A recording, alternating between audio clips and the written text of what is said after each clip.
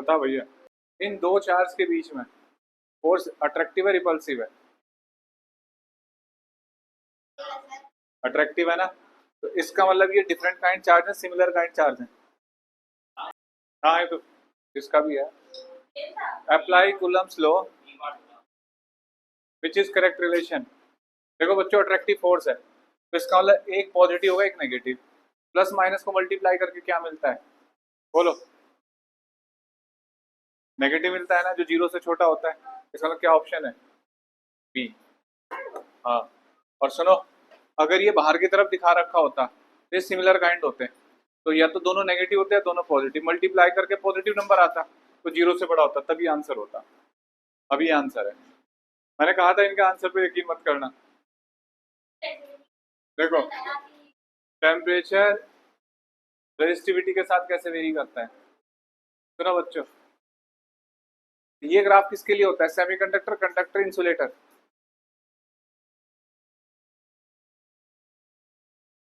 हाँ, ये graph semiconductor के लिए होता है।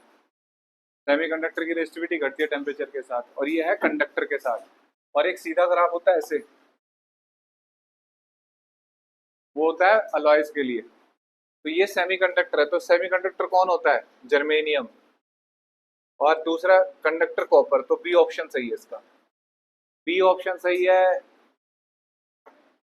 भाई। जो डाउट होंगे वही तो पूछोगे तुम मुझसे।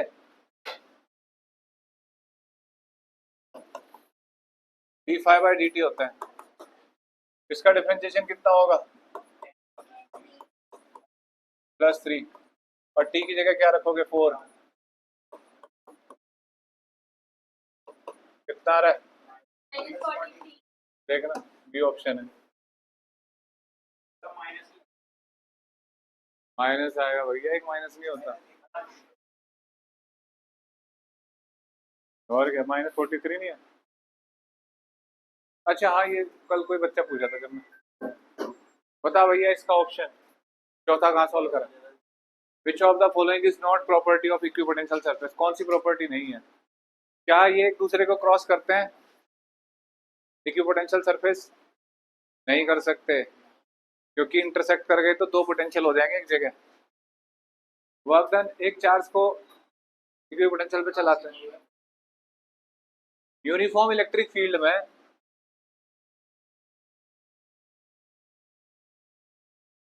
ऐसे प्लेन सरफेस बने, ये कह रहा है सरफेस स्फीयर बनेंगे, ये सही प्रॉपर्टी नहीं है, सी ऑप्शन सही है। इमेजिनरी हो सकते हैं ये। चलो ये क्वेश्चन, बेटा श्रुति, कल तुम मुझसे क्वेश्चन पूछ रहे थे, मैंने कह दिया था कि ये यूनिफॉर्म इलेक्ट्रिक फील्ड में वो इलेक्ट्रिक पॉइंट चार्ज की वजह से होते हैं स्फेरिकल, है ना ऐसे, और वो नॉन यूनिफॉर्म इलेक्ट्रिक फील्ड होता है। यूनिफॉर्म में हमेशा प्लेन बनते हैं, तो सी ऑप्शन है। अच्छा, इस वाले में, in a coil of resistance 100 ohm current is induced by changing of magnetic flux through it. Magnitude of change in flux क्या सिखाया था बच्चों, बता दो। कॉपी खोलो। हाँ बस देखो ये होता है ज्ञानी। अरे आप ऐसा करो, पेपर सॉल्व करवाओ सब। बेटा मैं तो सॉल्व करता, देखो तुम्हारा ही टाइम है। अब ये एक पेपर होगा, अगर तुम अच्छे बच्चे होते ना, तुम्हें लगे कि तुम्हें टॉप करना है स्कूल ऐसा, तो तुम घर से पेपर सॉल्व कर 10 मिनट में हो जाए, और बाकी फिर हम एक्स्ट्रा क्वेश्चन कराऊंगा तुम्हें। अब मुझे ही सॉल्व करना है ये। हाँ सर, आपकी प्रैक्टिस अच्छी बनेगी। ये ऐसे आया, चेंज इन फ्लक्स पूछ रहा है ना, तो चेंज इन फ्लक्स होगा चार्ज इनटू रेजिस्टेंस। बताओ, करंट टाइम ग्राफ दे रखा है, कौन सी क्वांटिटी से चार्ज आएगा? सुनो, करंट टाइम ग्राफ दे रखा है, कौन सी क्वांटिटी से चार्ज आएगा? तो इसका एरिया कैलकुलेट करो, half into base into height, कितना होगा?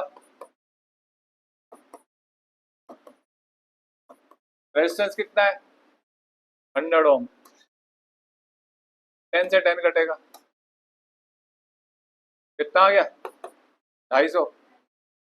ये तो 250। ठीक है, वेबर होती है फ्लक्स यूनिट। अगला सवाल, two wires of same length are shape into square of side A and a circle with radius are.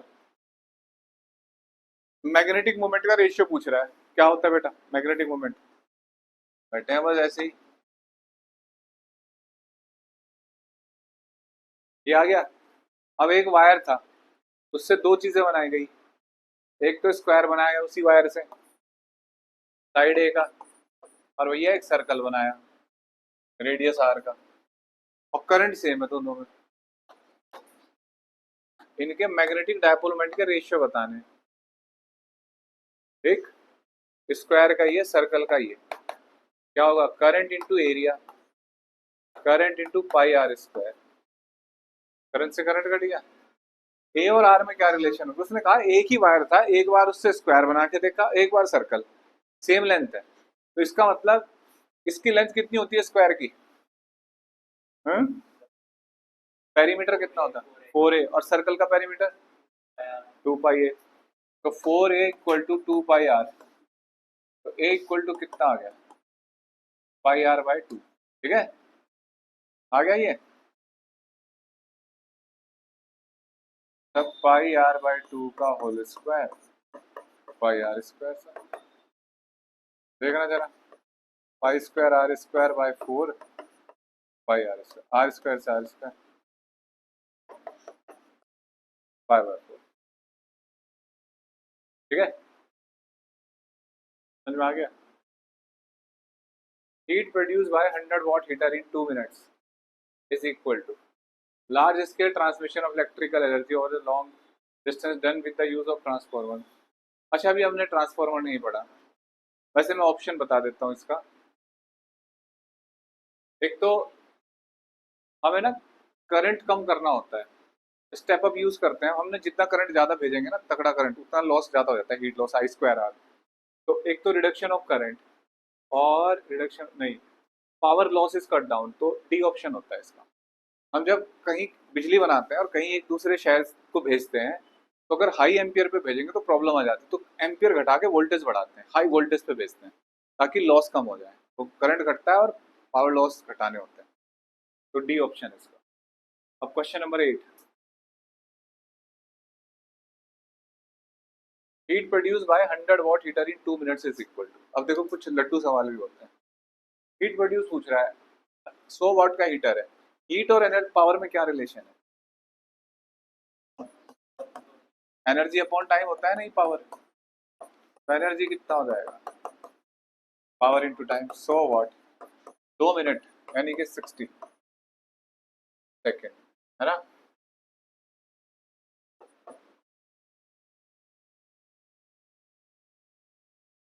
कितनी नहीं, 12,000 है ना, 12 किलो जूल है ऑप्शन कहीं, ये रहा सी ऑप्शन। ठीक है, आगे बढ़ जाओ। Electric potential on axis of electric dipole at a distance r from its center is v, then potential at point 8 distance from equatorial line will be।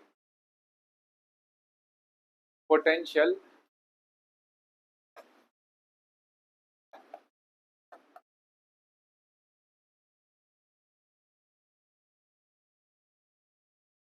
Axial point पे potential कितना है बच्चों? v है। कह रहा है कि इक्वेटोरियल लाइन पे पोटेंशियल बताओ, कितना होता है इक्वेटोरियल लाइन पे पोटेंशियल? संजीवनी, अब बताओ इसमें कौन सा न्यूमेरिकल है? ये तो पढ़ोगे जब आएगा मानव, मैं तो लगी दुनिया में पैरेलल यूनिवर्स में चल रहा हूँ मैं सर। इस डायपोल के बाइसेक्टोरियल पॉइंट पे पोटेंशियल कैसे कितना होगा आर डिस्टेंस पे? जीरो, ये माइनस है, इतना ही प्लस, जीरो होता है इस पॉइंट पे पोटेंशियल। बहुत ही बढ़िया, शाबाश बच्चों। Reading of volt meter is V1 is 40 volt, then reading of voltmeter V2 is, देखो बेटा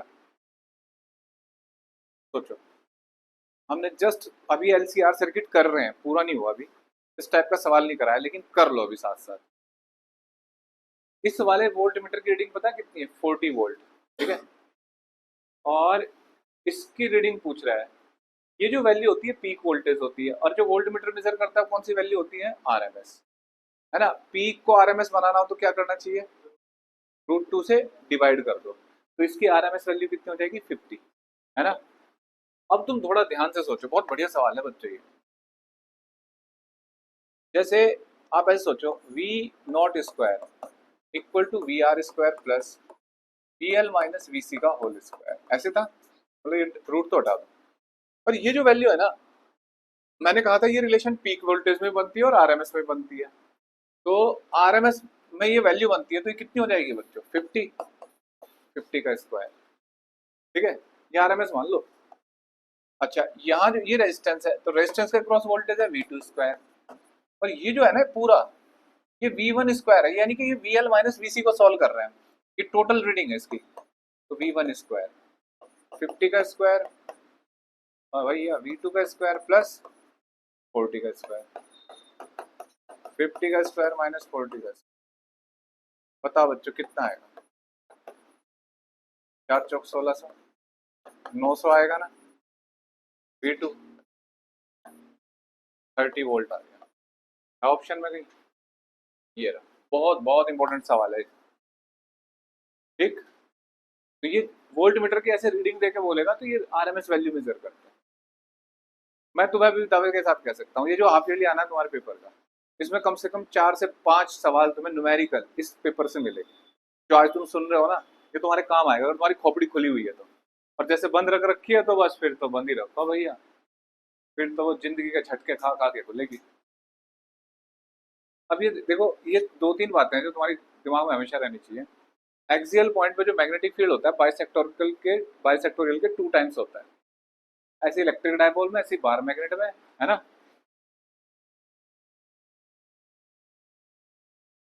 है जी,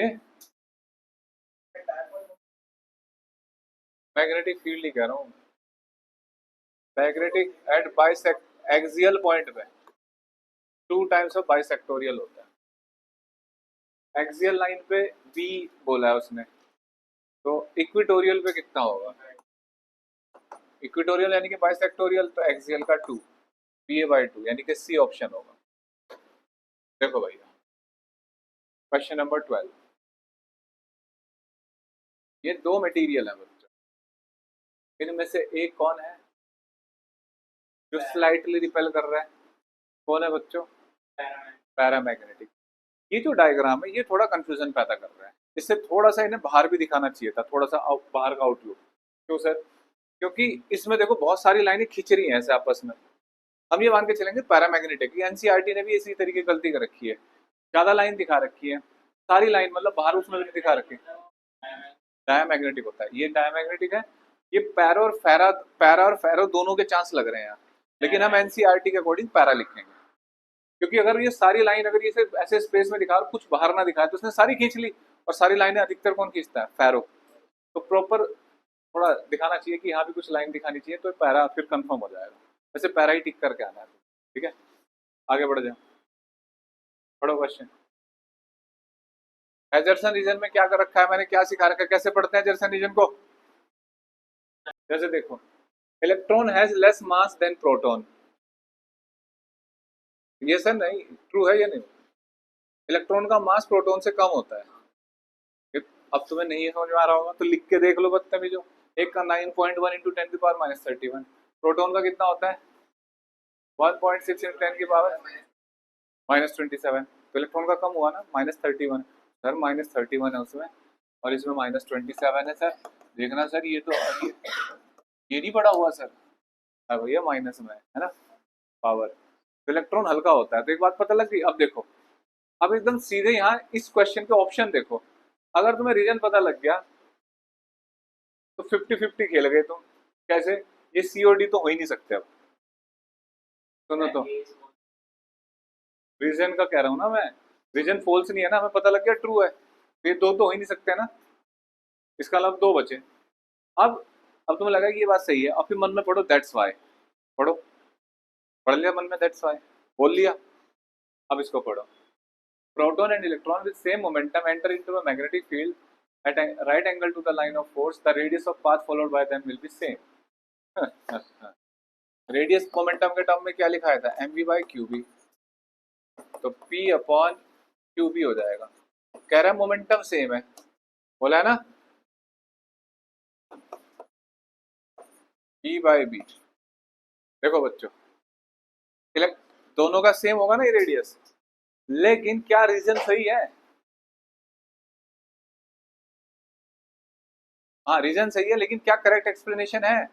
नहीं है। क्यों? क्योंकि ये तो चार्ज इक्वल है इसलिए रेडियस सेम हुआ। तो है बात, तो कौन सा ऑप्शन सही होगा? बी ऑप्शन ठीक करोगे।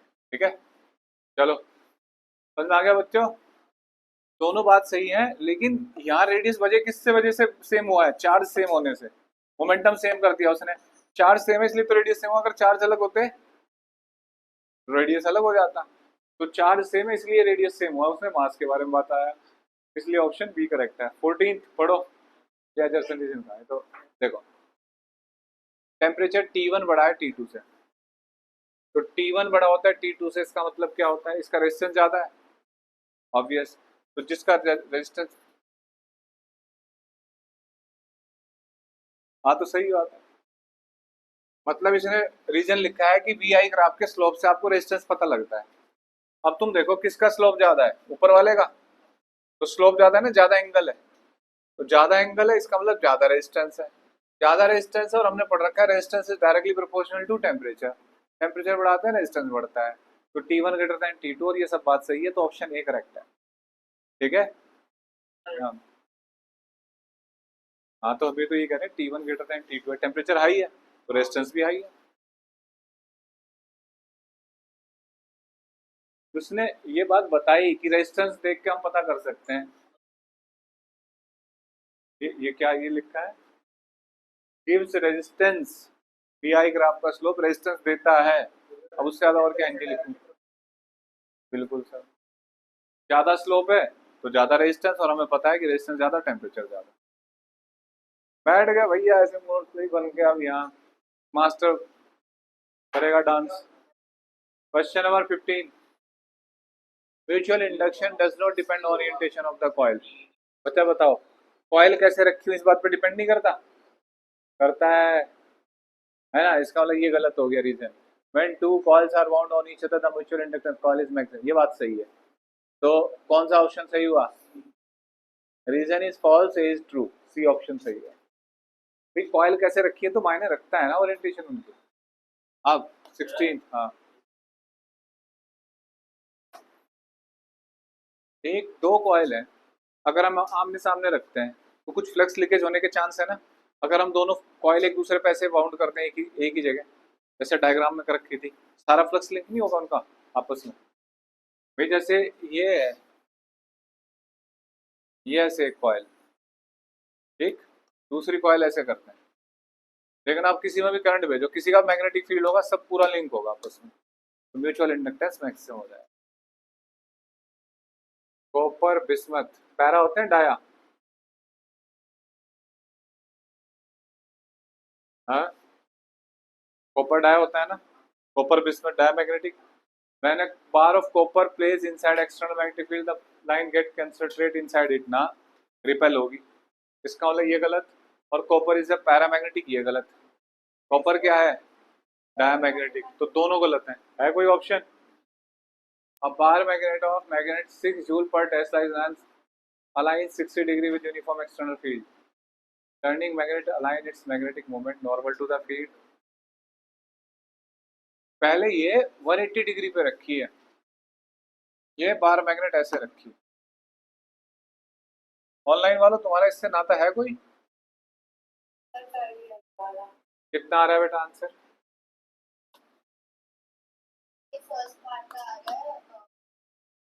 देखो सबसे पहले तो इसकी इनिशियल पोटेंशियल एनर्जी पता करो। सर क्यों पता करवा रहे हो? वैसे तो मैंने वर्क डन का फॉर्मूला याद करा रखा है तुम्हें, लेकिन सबसे अच्छा तरीका है कि इस पोजीशन पे पोटेंशियल एनर्जी और जिस पे घुमाना है उस पे पता कर लो, उसका डिफरेंस वर्क डन होता है। तो इनिशियल हो जाएगा minus M B cos theta sine cos theta. बेटे एम कितना है?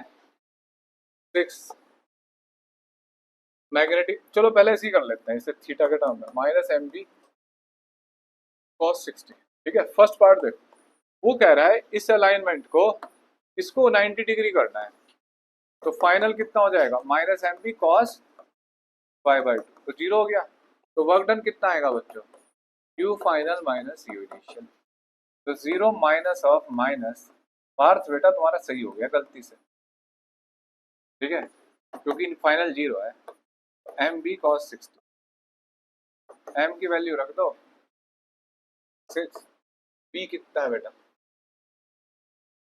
0.44, कॉस 60 कितना है 1/2, 2 दिया 6, 3 चौक 12, 3 चौक 12 और 1 13, यही आ रहा है क्या। अब दूसरे पार्ट में यू फाइनल वो कह रहा है कि क्या करना है, अपोजिट टू द फील्ड कर दो ऐसे, तो कितना एंगल हो जाएगा फाइनल पोटेंशियल एनर्जी में, minus M B cos pi, cos pi minus 1 होता है तो प्लस एम बी आ गया। अब देखो भैया वर्क डन कितना होगा, U final minus U initial, तो कॉस 60 कितना होता है,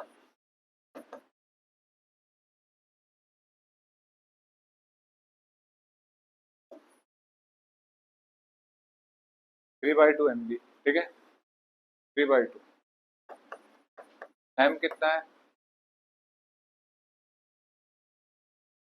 बताओ भैया,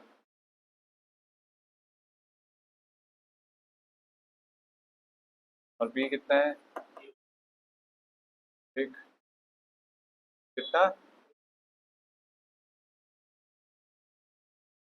अब वो कह रहा है कि सेकंड केस में टॉर्क भी बताओ, ठीक, केस 2 में तो कितना एंगल है पाई, तो भैया टॉर्क कितना होगा, एम बी साइन थीटा होता है ना, थीटा की जगह पाई रख दो, 0 आ गया टॉर्क, ठीक है।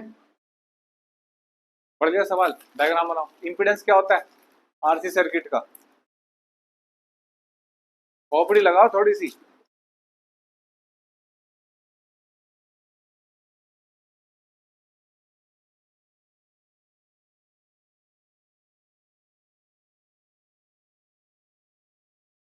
ये कैपेसिटर कह रहा है कि कैपेसिटेंस, अगर हम कैपेसिटेंस रिड्यूस करें पहले पार्ट में, फिर फ्रीक्वेंसी कह रहे हैं, तो बल्ब की ब्राइटनेस बढ़ेगी घटेगी सेम रहेगी। देखो बच्चों कल मैंने एक बैच में तो करा दिया ऐसा सवाल, तुम्हारे बैच में रिसेंट चल रहा है ये, देखो करंट जो होता है बच्चों, पावर जो होती है ना किसी भी बल्ब की, पावर जो होती है वो, मतलब जो ब्राइटनेस होती है वो पावर होती है, और पावर होगी I²R, ठीक है।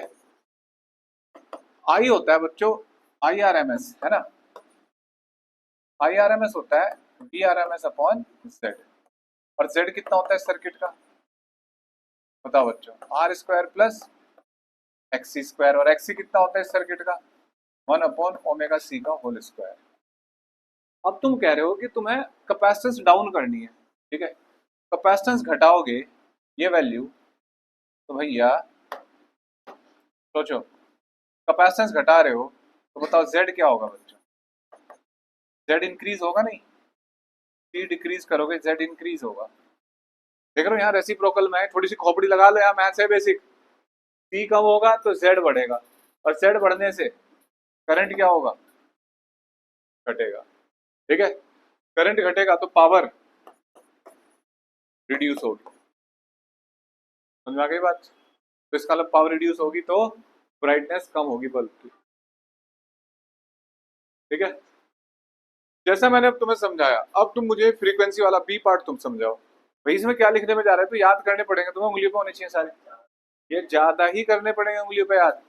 करंट वोल्टेज अपॉन इम्पीडेंस, आपने सी की वैल्यू कम करी तो क्या हुआ, इम्पीडेंस बढ़ा, इम्पीडेंस बढ़ा तो करंट घटा। अब बताओ बी पार्ट में फ्रीक्वेंसी कहाँ दिख रही है इस पूरे में, ये रहा, ओमेगा घटा रहे हो इसमें भी, है ना, फ्रीक्वेंसी घटा रहे हो तो एक्स फिर बढ़ रहा है ना, और जेड बढ़ रहा है, जेड बढ़ने से करंट क्या होगा डिक्रीज होगा, तो इसका मतलब ब्राइटनेस बढ़ेगी, तो दोनों ही केस में ब्राइटनेस बढ़ेगी। देखो भैया question number 19,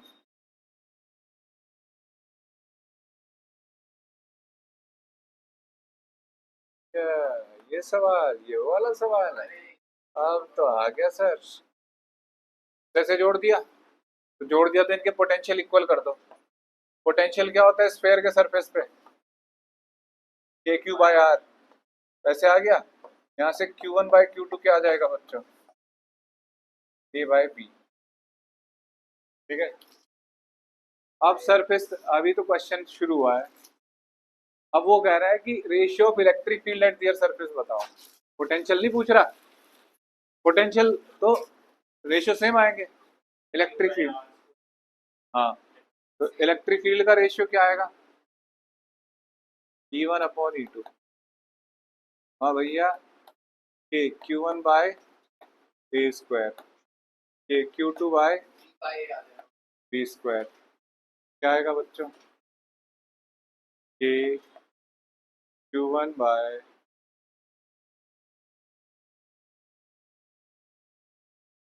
Q2 B square by A square.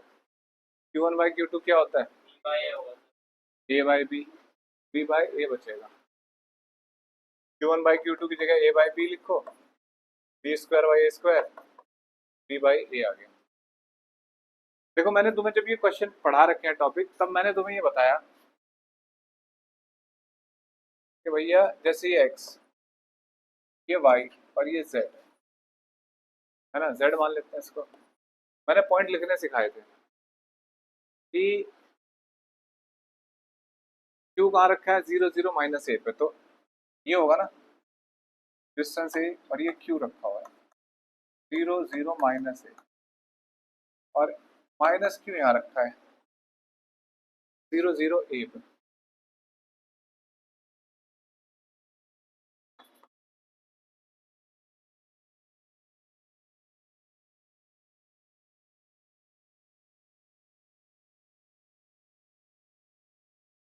ठीक, कह रहा है कि किसी पॉइंट पे पोटेंशियल बताओ।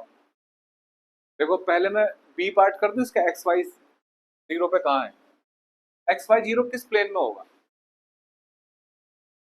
मैं बदतमीज आदमी।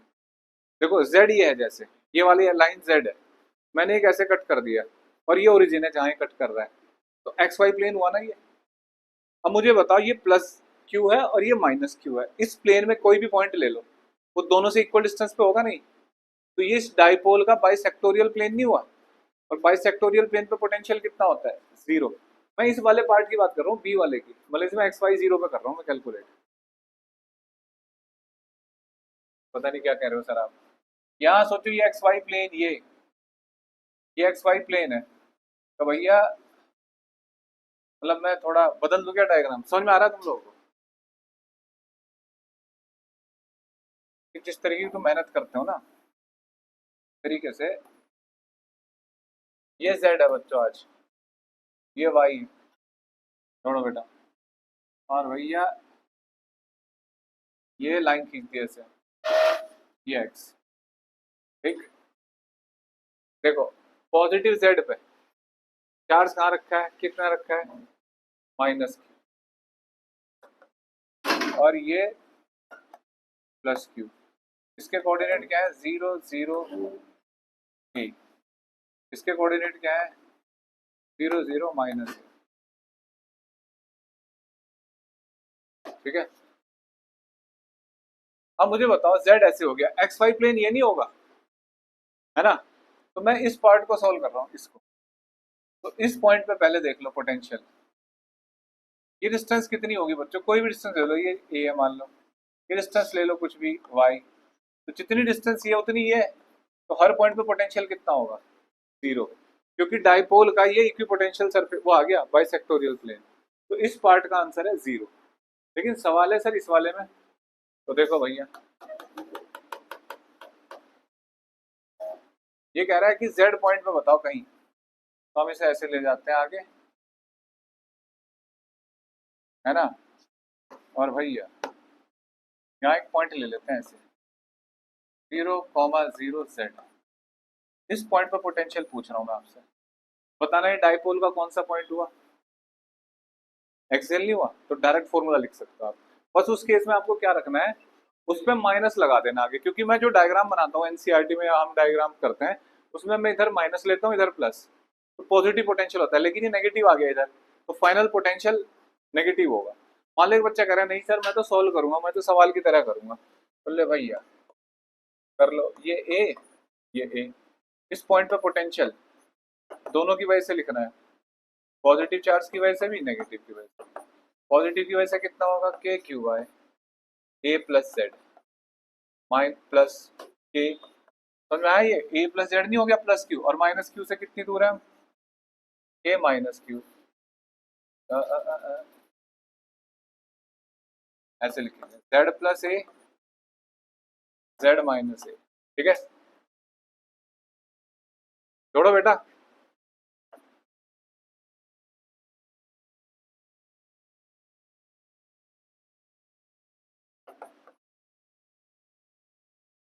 Z square minus A square, Z minus A Z plus A, ठीक? माइनस से माइनस काट दो, K Q two Z upon Z square minus A, ठीक? समझ में आया? पूरा पेपर सॉल्व करे बगैर नहीं जाएगा कोई तुम में से यहाँ से। अभी सोचो, टाइम देखो, घड़ी और दिहाड़ी, ये पोटेंशियल आ गया। देर क्या, जितने सवाल होते हैं 35, हाँ 35, भैया आ गया ये। अब दूसरा सवाल, how much work is done in moving a charge from point इतना टू इतना अलोंग द एक्स एक्सिस। ये बात बताओ, एक्स एक्सिस पे एक चार्ज को चलाना है तुम्हें, पॉजिटिव एक्स से नेगेटिव एक्स जाना है, वर्क डन पूछ रहा है? क्या कहा तुमने, जीरो?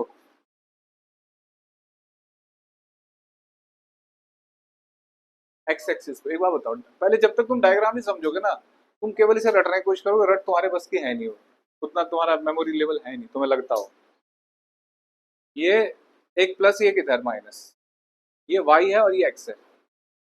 एक्स के हर पॉइंट पर पोटेंशियल कितना हो गया बता दो इस डायपोल की वजह से, जीरो। तो जब यहाँ भी जीरो, एक्स के हर पॉइंट पर पोटेंशियल जीरो है, तो अगर एक पॉइंट को आप दूसरी जगह तक जा रहे हो, इसी एक्सिस पे चल रहे हो, तो वर्क होगा कुछ नहीं, तो इसका मतलब work done zero. Second point, work done zero आएगा, ठीक है? अब question number 20, a coil of AC generator 100 turns of each wire area, इतना resistance of the wire is 100 ohm, the coil is rotating in a magnetic field of 0.8 Tesla perpendicular to axis of rotation at a constant angular speed 60 radian per second, calculate the maximum EMF generated and power dissipated in the coil। देखो भैया कितना easy है, maximum EMF बताना है ना, तो भैया maximum EMF का फॉर्मूला हमने पढ़ा था नवाब, ऐसे। नंबर ऑफ टर्न कितने हैं बच्चों, 100, एंगुलर स्पीड बताओ 60 रेडियन पर सेकेंड, एरिया कितना है बच्चों 0.5, मैग्नेटिक फील्ड कितना है बच्चों, हाँ 0.8, आ गया ना, मैक्सिमम ईएमएफ आ गया। फिर वो कह रहा है कि रेजिस्टेंस दे रखा है, पावर बताओ, maximum EMF and power dissipated, तो मैक्सिमम पावर कितनी होगी भैया, ये कितना बताया तुमने, 2400, और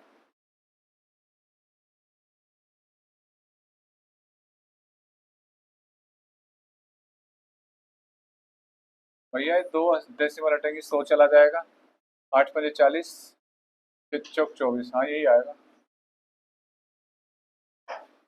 मैक्सिमम पावर मैक्सिमम वोल्टेज से लिख सकता हूँ ना, वी मैक्स का होल स्क्वायर अपॉन रेजिस्टेंस, 2400 गुना 2400 अपॉन 100, ठीक है? कर लो गुणा भाग। Using the concept of free electron in a conductor, derive expression for conductivity of a wire in terms of number density and relaxation time. J equal to obtain the relation J equal to sigma E, ये कर सकते हो। पहले क्या काम करना है बच्चों, I equal to NEA VD, VD की जगह क्या लिखते हैं, E two by M into E, उसे यहाँ रख दो, ठीक है? और फिर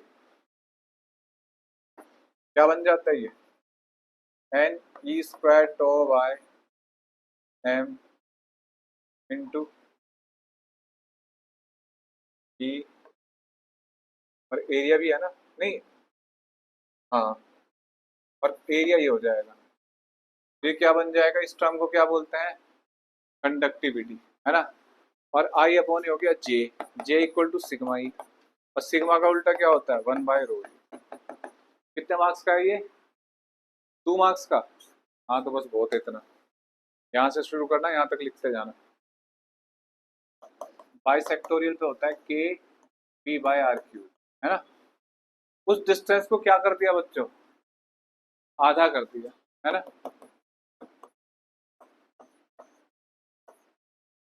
कितना हो गया बच्चों,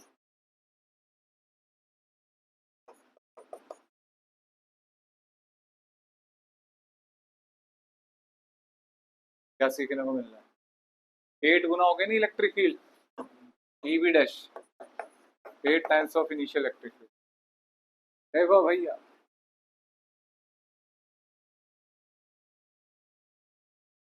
क्वेश्चन नंबर 22 का बी पार्ट,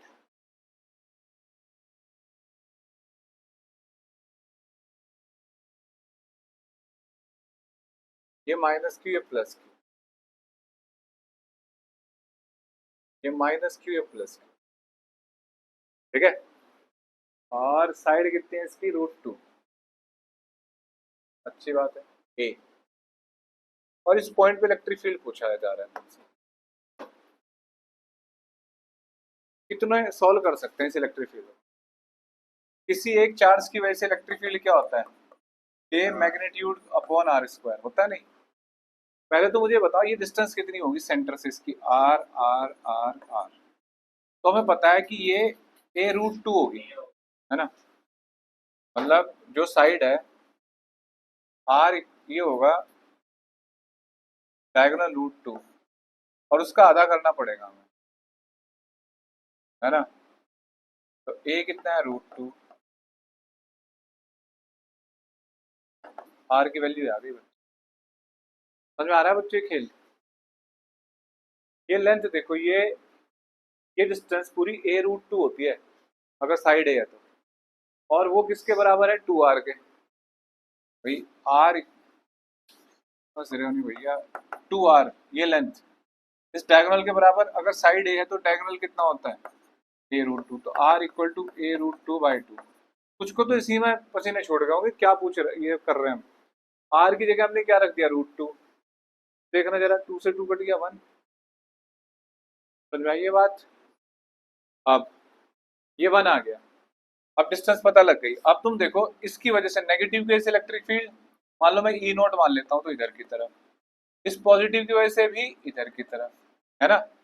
इस नेगेटिव की वजह से इधर, इस पॉजिटिव की वजह से इधर, देखना ये 2E, अब ये ऐसा नहीं हो गया चित्र, 2E0 और ये 2E0 एंगल 90, रिजल्टेंट कितना हो जाएगा बच्चों,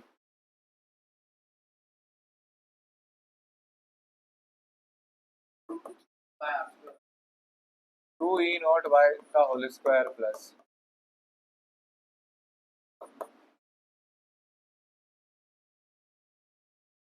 ये आ जाएगा, ठीक है।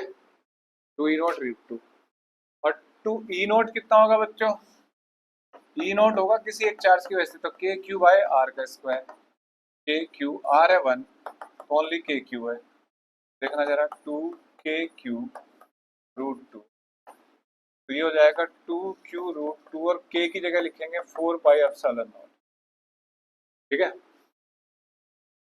ये आ गया बच्चों,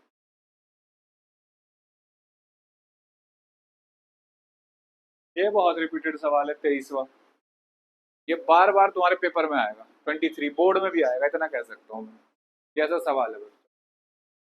क्वेश्चन करो 23, question number 23, potential difference V is applied across end of copper wire of length L and diameter D. What is the effect on drift velocity of electron if V is half?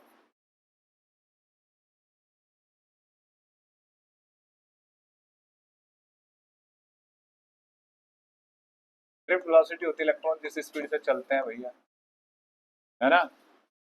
Voltage V है, length L है, ये area है। अब voltage आधा कर दो, कोई formula सोचो ड्रिफ्ट वेलोसिटी का, कौन सा? Vd equal to V into tau by M into electric field, ठीक है। और हमने इलेक्ट्रिक फील्ड और वोल्टेज में रिलेशन पढ़ रखा है, V इक्वल टू Ed वेद, यहाँ V equal to E into L. अगर आप वोल्टेज हाफ करोगे, बताओ बच्चों, अगर वोल्टेज हाफ करोगे तो इलेक्ट्रिक फील्ड हाफ नहीं होगा? भाई तुमने इसको हाफ कर दिया, ये सब फिक्स है, तो इलेक्ट्रिक फील्ड आधा हो गया, इलेक्ट्रिक फील्ड यहाँ आधा होगा, तो बच्चों बताओ ड्रिफ्ट वेलोसिटी क्या हो जाएगी? Vd is proportional to E, V half than E half. बताओ बच्चों, Vd भी हाफ हो जाएगी, आधी हो जाएगी, ठीक है। डायमीटर हाफ कर दी, डायमीटर क्या, डायमीटर के चेंज करने से आएगा कुछ चेंज? क्या चेंज आएगा? डायमीटर आधा कर दिया, कोई चेंज नहीं आएगा, तो नो इफेक्ट, ठीक। अमाउंट ज्यादा हो जाए, एक बार सोचता हूँ कहीं दिख रहा है तो इसमें डायमीटर में चेंज, लेंथ उतनी है ना। अगर मान लो हमें current equal to I equal to N E A V D, ठीक है, एल डबल कर दिया, लेंथ डबल कर दी बच्चों, वी डबल हो जाएगा दूसरे वाले पार्ट में, एल डबल करें वाले तीसरे में, एल डबल कर दिया तो वोल्टेज डबल होगा, वोल्टेज डबल होगा तो नहीं, वोल्टेज उतना ही है, एल डबल कर दिया वोल्टेज उतना ही है, इलेक्ट्रिक फील्ड क्या हो जाएगा? इनवर्सली प्रोपोर्शनल टू एल है ना, तो एल डबल करने पे इलेक्ट्रिक फील्ड क्या हो जाएगा? हाफ, इलेक्ट्रिक फील्ड हाफ हो जाएगा तो ड्रिफ्ट वेलोसिटी हाफ। तो थर्ड में लिखोगे ड्रिफ्ट वेलोसिटी, सॉरी ये सेकंड है क्या? हाँ ये सेकंड है, इसमें लिखोगे ड्रिफ्ट वेलोसिटी हाफ। उसमें क्या हुई थी? उसमें भी हाफ हुई। थर्ड में नो इफेक्ट, ठीक है। डायमीटर में कोई चेंज नहीं आया डायमीटर से ड्रिफ्ट वेलोसिटी में। और एक मिनट, मुझे एक डाउट सर डायमीटर वाले में, हाँ वही तो चेक कर रहा हूँ मैं। जैसे बच्चों यहाँ डाउट आ रहा है मुझे कि एरिया है ये, तो V equal to I R होता है ना, और देखो आई की जगह V बाई आर लिख लूंगा मैं, N E A V D. R equal to होता है बच्चों rho L upon A, N E A V D. देखो रे बच्चों, एरिया से एरिया कट गया, तुम डायमीटर बदलोगे तो एरिया बदलेगा। हाँ सर निकाल लो कुछ इसमें से निकले तो। देखो यहाँ जैसे कंफ्यूजन आया अभी मुझे, I equal to N E A V D है, तो एरिया बदल रहा था, जैसा लग रहा था कि ट्रिप वेलोसिटी बदलेगी। मैंने आई को वी बाई आर रख के देख लिया, और आर होता है रेजिस्टेंस रो एल अपॉन ए से कट गया, तो ट्रिप वेलोसिटी इंडिपेंडेंट होगी किसके? डायमीटर के। तो इसमें नो चेंज, इसमें हाफ, इसमें भी हाफ, ठीक है। लिख लो बच्चों, याद कर लो, बढ़िया सवाल होते हैं ये भैया। पहले तो यहीं से समझ लो सीधे सीधे ये, है ना, कि भाई यहाँ एरिया का कोई वर्थ ही नहीं है। लेकिन किसी के दिमाग में अचानक से, जैसे मेरे दिमाग में ये स्ट्राइक कर गया फॉर्मूला, इसमें मुझे दिख रहा है कि एरिया बदलने से भी तो हो जाएगा, लेकिन करंट भी तो बदलेगा, हमें ये भी तो सोचना चाहिए। और करंट बदलेगा तो V बाई आर होता है करंट ऑम्स लॉ के अकॉर्डिंग, और वोल्टेज को हम छेड़ नहीं रहे, रेजिस्टेंस होता है रो एल अपॉन ए किसी कंडक्टर का। इधर ए लिखा, ये ए से ए कट गया, देखना है ट्रिप वेलोसिटी में कहीं अभी एरिया, तो एरिया से इंडिपेंडेंट हो गई ट्रिप वेलोसिटी, ठीक है सर। अब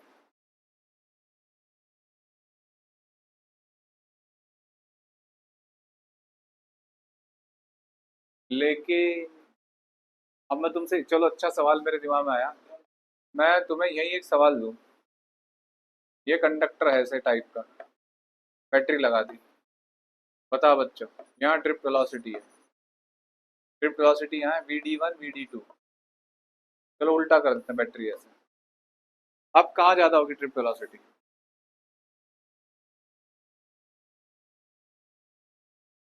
अब तुम्हें लग रहा है सर जी सेम होगी। ये भैया ये पूरे हर पॉइंट पे पूछा जा रहा है एक वायर के अंदर। तो जे हर जगह सेम होता है अलग होता है? जे यहाँ ज्यादा होगा ना, यहाँ ज्यादा होगा। और जे इक्वल टू होता है सिग्मा ई। तो जहाँ जे ज्यादा होगा वहाँ ई ज्यादा होगा, और जहाँ ई ज्यादा होगा वहाँ ड्रिफ्ट वेलोसिटी ज्यादा। तो यहाँ ड्रिफ्ट वेलोसिटी ज्यादा है। कैसे समझ में आया? जे ज्यादा होगा ना, यहाँ current upon area, current same होता है हर क्रॉस सेक्शन में। तो जे ज्यादा होने की वजह से इलेक्ट्रिक फील्ड ज्यादा, इलेक्ट्रिक फील्ड ज्यादा तो ड्रिफ्ट वेलोसिटी ज्यादा। चलो क्वेश्चन नंबर 24 पढ़ो। है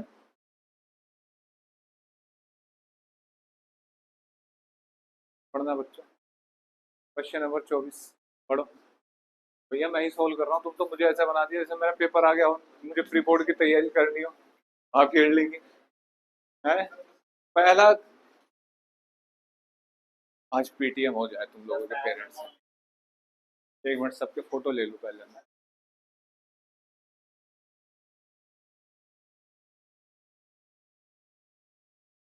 हो गया फोटो तो? कब का हो गया?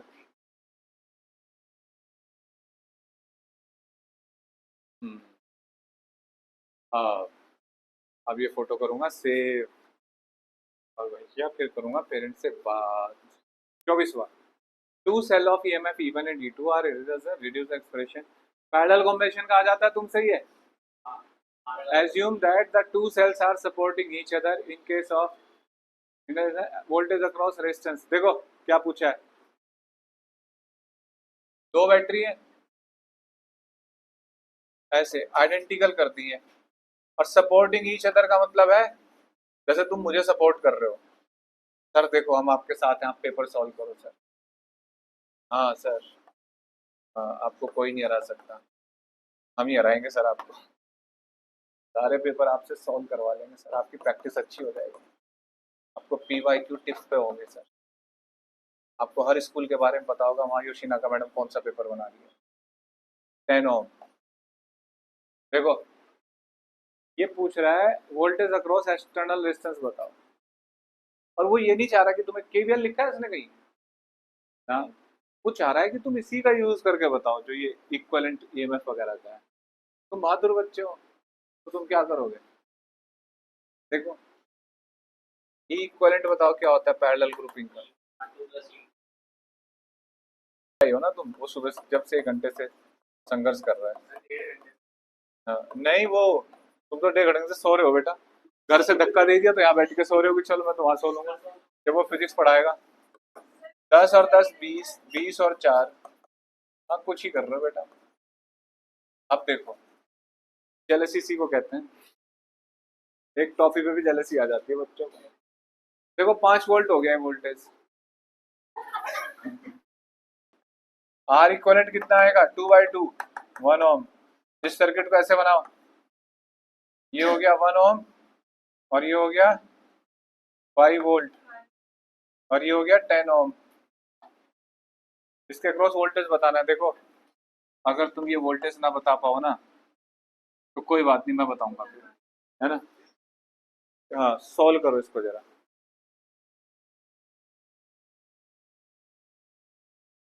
भैया सीधा करंट कितना होगा इस सर्किट में?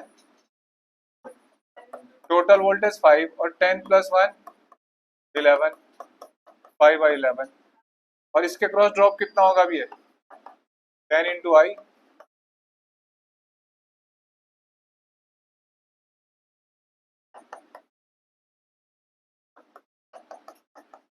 50/11। बस। Kirchhoff law of current distribution in an electric network, using these rule determine the value of current I1। ये बताना है बच्चों in the electric circuit given below. देखो केवीएल लगा के तुम इसे सॉल्व कर दो, फिर मैं बहुत सारे बच्चों को जाने दे सकता हूँ, 1-2 को जिनकी क्लास है। देखो बच्चों इसी में ये तो दिख रहा होगा तुम्हें थोड़ा बहुत, ये I3 है ना, क्योंकि I1 इधर जा रहा है, I2 इधर। हाँ बस हो गया तुम्हारा तो भैया गलत। देखो इधर सुनो, और जो ये I1 I2 दे रखे होते हैं ना बेवकूफ बनाने के लिए, इनका ध्यान नहीं देते ज्यादा, क्या करते हैं अपने अकॉर्डिंग सोचते हैं। गलती बहुत बड़ी है तुम्हारी, बताता हूँ। भैया यहाँ I2 लिखा हुआ है, और यहाँ E1 लिखा है, तो कॉमन सेंस लगाओ, क्या यहाँ I2 होगा? इसी दिन के लिए तुम्हें पढ़ाया था। नहीं डाउट हो रहा तो रुकते, तुम देखते कि I2 ही है, I1 ही है, तो यहाँ तो कुछ और आ रहा होगा ना। फिर 40 ओम, 40 वोल्ट, 20 ओम, 20 ओम, 80 वोल्ट। ठीक है, अब सुनो, जब ये I3 फालतू में एक वेरिएबल नहीं बना रखा उसने, क्या करोगे तुम? हम तो इंतजार करेंगे सर। ये देखो I1 प्लस I2 बनाओ इसको और लगाओ KVL। एक लूप ये बनेगा, एक ये, फर्स्ट लूप ये, सेकंड ये, करो सॉल्व। क्यों करा सर आपने? भैया I1 इधर चला गया, I2 इधर, तो आया भी होगा ना। ठीक, देखो जी सर। अब देखो KVL लगाओ, -20 I1 plus 40 -40 I1 plus I2, ठीक है, इक्वल टू 0। देख लो बच्चों, KVL लग रहा है इसमें। अब इधर देखो, ये स्टेप क्लियर है सबको ऑनलाइन वालों? ऐसा तुम में से कोई है जिसको KVL में कंफ्यूजन है? अगर है तो बता देना भैया। तो KVL लगा 40 माइनस ये ऐसे, और सेकंड इक्वेशन बना के दिखाओ मुझे सेकंड लूप में, ये वाले में चेक हो जाएगा अभी कितने कंफ्यूजन है तुम। कंफ्यूजन किसी को नहीं, लेकिन गलतियां बहुत करते हो तुम। चलो तुम ही बताओ, सानी बताइए क्या लिखता।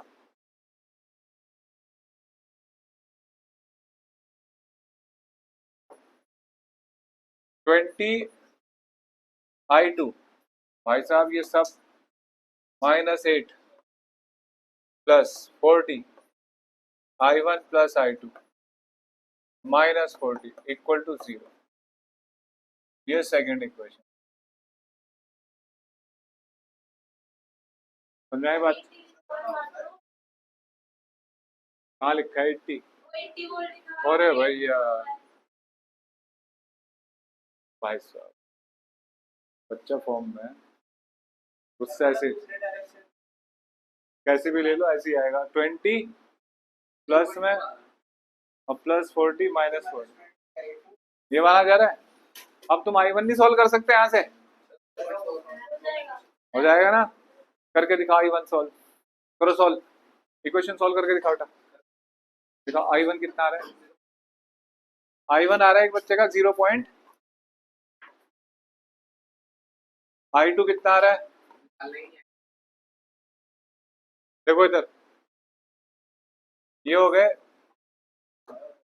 20 -40 -60 I1 -40 I2 plus 40 equal to 0। ठीक, एक जीरो उड़ा दो, -3 I1, 2 कॉमन ले रहे हैं, 2 I2 प्लस 2 इक्वल टू 0। एक इक्वेशन ये बन गई। जैसे देखो, कॉमन लेने की कला सीखो, कैलकुलेशन में कॉमन लिए जाते हैं हमेशा, जब सामने जीरो है तो कॉमन को उड़ा दो। पता नहीं क्या करते हैं।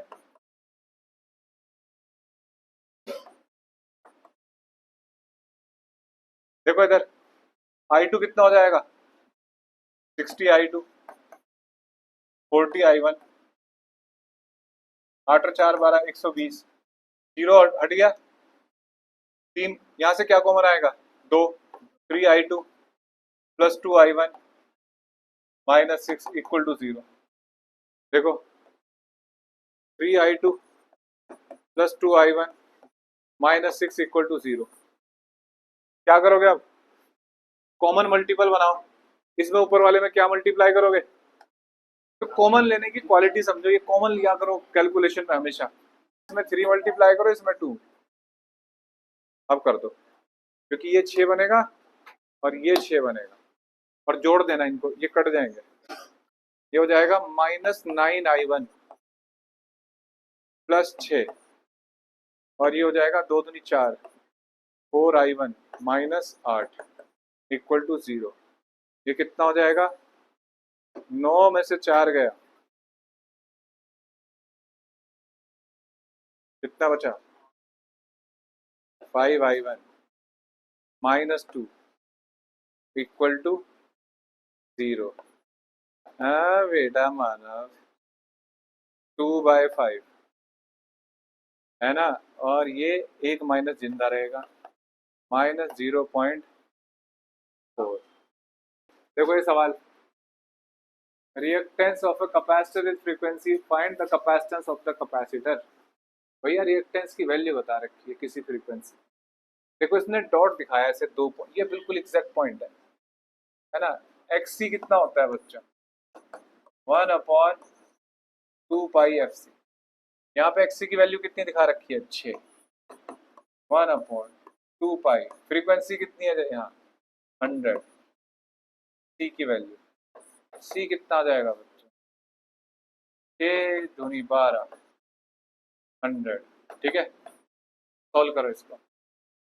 क्या सिखाया था तुम्हें, ऐसे इसको सॉल्व कर पाओगे, क्या सिखाए थे तरीके कल।